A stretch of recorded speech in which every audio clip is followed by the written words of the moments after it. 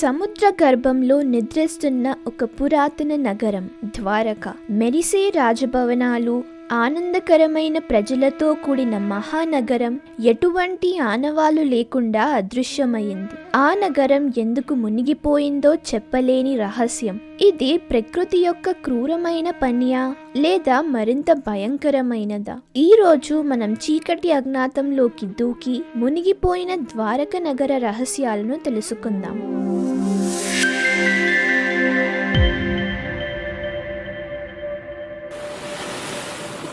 సముద్రపు అడుగు భాగంలో ఎంతో లోతులో ఉండే ఈ ప్రాంతంలో ఎగిసిపోతున్న ఈ అలల శబ్దం ఎంత ఉందో ఊహించగలరా?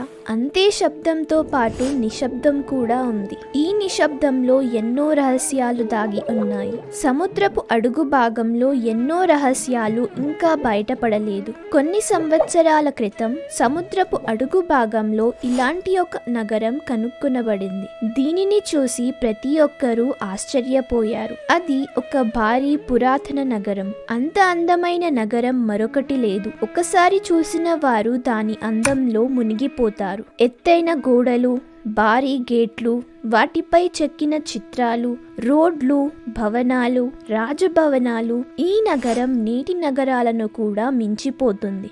సముద్రపు అడుగు భాగాల్లో ఆ నగరాన్ని చూసి ఆర్కియాలజిస్ట్ ఆశ్చర్యపోయారు. చివరికి ఈ నగరం ఇక్కడికి ఎలా వచ్చింది మరియు ఇది ఎంత పురాతనమైనది అనే ప్రశ్నలు వారి మనసులో కూడా ఉండేవి. ఈ ప్రశ్నలకు సమాధానం కనుగొనడానికి ఆ పురాతన నగరానికి చెందిన రాళ్ల నమూనాలను తీసుకొని కార్బన్ డేటింగ్ పరీక్ష చేశారు. ఆ పరీక్షల ద్వారా ఆ రాళ్లు మహాభారత కాలం నాటివి అని, అది మహాభారతంలో చెప్పబడిన ద్వారకా నగరమే అని తెలిసింది. అయితే ఇది నిజంగా ద్వారకా నగరమే అని ఎలా చెప్పగలం?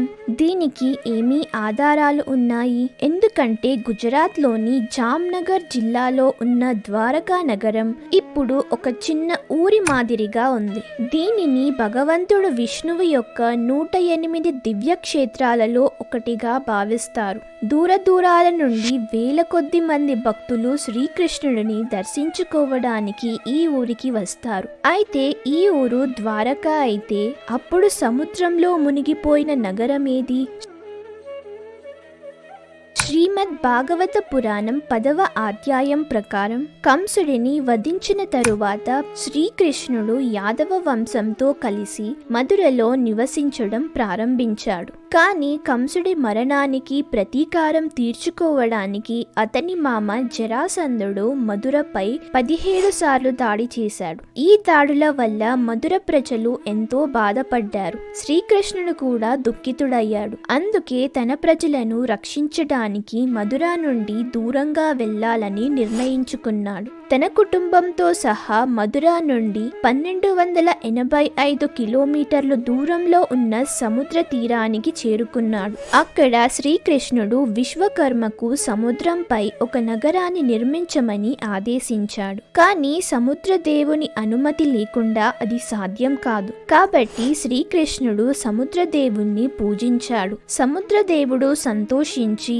12 యోజనాలు అంటే 153 కిలోమీటర్ల భూమి సముద్ర మధ్యలో బహుమతిగా ఇచ్చాడు. ఈ భూమిపై విశ్వకర్మ విశాలమైన ద్వారకా నగరాన్ని నిర్మించాడు. ఈ నగరం నేటి శాటిలైట్ నగరాలకు కూడా గర్వకారణంగా నిలిచింది. ఎత్తైన గోడలు, భారీ ద్వారాలు, తోటలు, చెరువులు, బంగారు రాజభవనాలు, ప్రతిదీ చాలా అందంగా నిర్మించబడింది. ఈ నగరం మధ్యలో శ్రీకృష్ణుడి అద్భుతమైన రాజభవనం ఉండేది. శ్రీకృష్ణుడు తన కుటుంబంతో సహా ద్వారకా నగరానికి తిరిగి వచ్చి హాయిగా జీవించారు. కానీ ఈ లోకంలో ఏదీ శాశ్వతం కాదు. సుఖం, దుఃఖం వస్తూ ఉంటాయి. శ్రీకృష్ణుడు కూడా ఈ చక్రంలో ఒక భాగమే. కొంతకాలం తరువాత పాండవులు మరియు కౌరవుల మధ్య యుద్ధం ప్రారంభమైంది. ఈ యుద్ధంలో శ్రీకృష్ణుడు అర్జునుడి సారథిగా వ్యవహరించాడు. చివరికి యుద్ధం తరువాత పాండవులు విజయం సాధించారు. అయితే ఈ విజయంతోనే ద్వారకా నగరం అందం క్షీణించడం ప్రారంభమైంది. మహాభారతం స్త్రీ పర్వం ప్రకారం గాంధారి తన 100 మంది కుమారుల మరణాన్ని చూసి దుఃఖంతో కుమిలిపోయింది. ఈ దుఃఖాన్ని భరించలేక శ్రీకృష్ణుడే తన కుమారుల మరణానికి కారణమని నిందిస్తూ శాపమిచ్చింది. నా వంశం ఎలా నాశనమైందో అదే విధంగా 36 సంవత్సరాల తరువాత మీ వంశం కూడా నాశనం కావాలి అని ఆమె శాపమిచ్చింది. శ్రీకృష్ణుడికి ఈ శాపం గురించి ముందే తెలుసు. అందుకే గాంధారి శాపాన్ని ఆశీర్వాదంగా భావించి స్వీకరించాడు.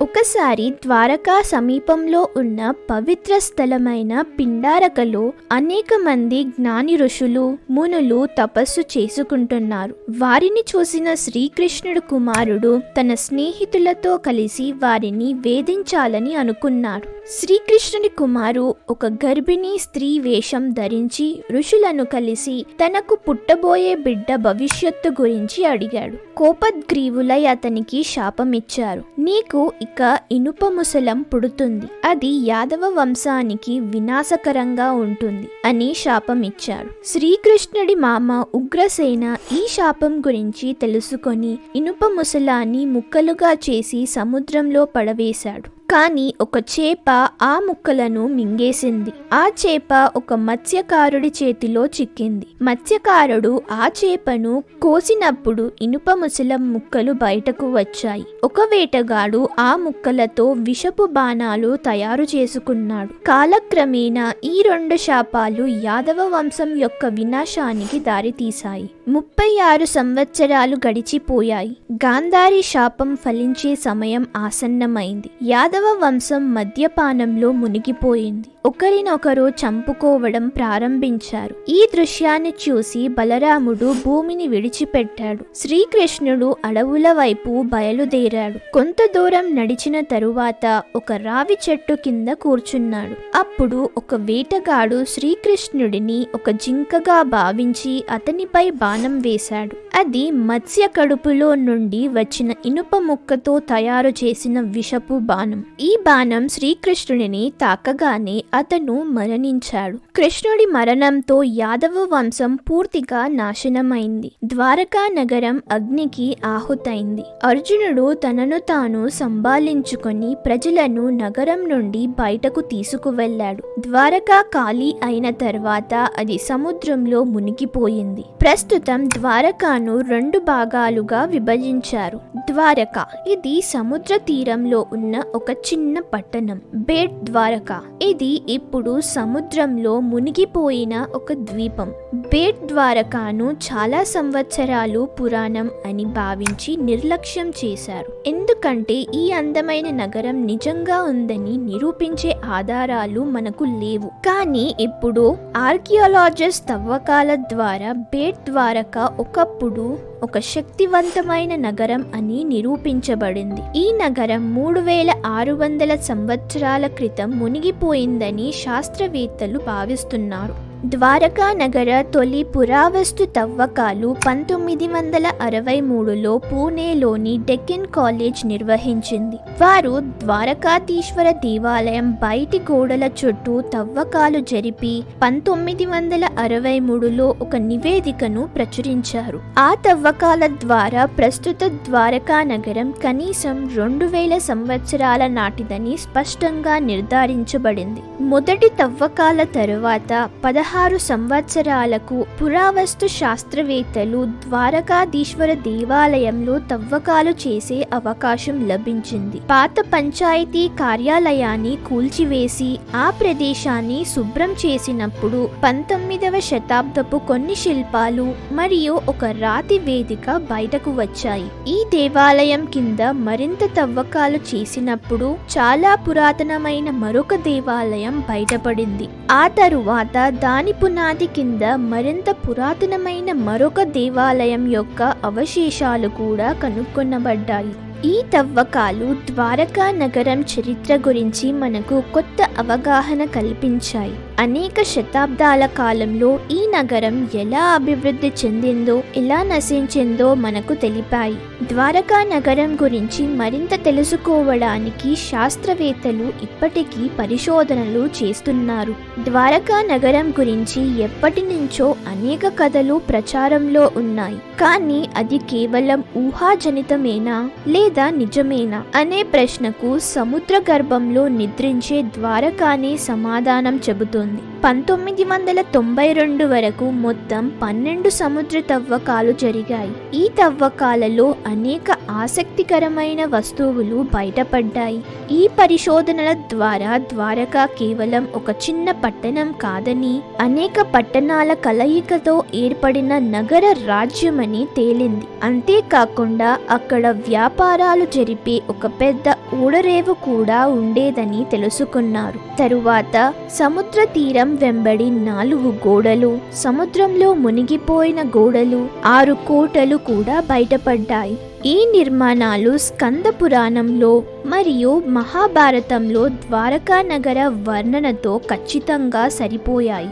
ఆర్కియాలజిస్ట్ సారా ద్వారకా కేవలం కల్పిత కథలలోని నగరం కాదని, నిజమైన చారిత్రక నగరమని నిర్ధారించారు. ఈ తవ్వకాలు ద్వారకా నగర చరిత్రను వెలుగులోకి తీసుకువచ్చాయి. ద్వారకా మహాభారత కాలం నాటి నిజమైన నగరమని, ఊహాజనిత కథ కాదని నిరూపించాయి.